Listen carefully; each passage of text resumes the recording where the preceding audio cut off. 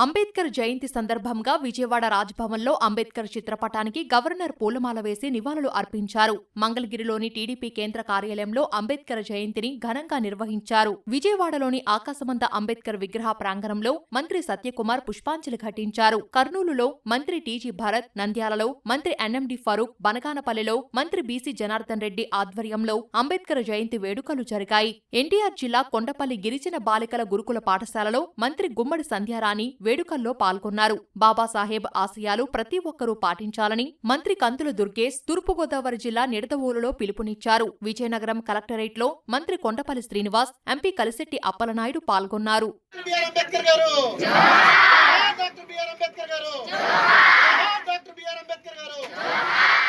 అంబేద్కర్ బాటలోనే కూటమి పాలన సాగుతోందని ప్రభుత్వ చీఫ్ విప్ జీవీ ఆంజనేయులు వినుకొండలో అన్నారు. బాపట్ల జిల్లా చీరాలలో నిర్వహించిన ర్యాలీలో ఎమ్మెల్యే కొండయ్య పాల్గొన్నారు. పశ్చిమ గోదావరి జిల్లా తణుకు, ఏలూరు జిల్లా జంగారెడ్డిగూడెం, వైఎస్సార్ జిల్లా మైదుకూరు, అనంతపురం జిల్లా గుంతకల్లు, ప్రకాశం జిల్లా కనిగిరిలో అంబేద్కర్ జయంతి వేడుకలు ఘనంగా నిర్వహించారు. గిద్దలూరులో ఎమ్మెల్యే ముత్తుముల అశోక్ రెడ్డి పూలమాల వేసి నివాళులు అర్పించారు.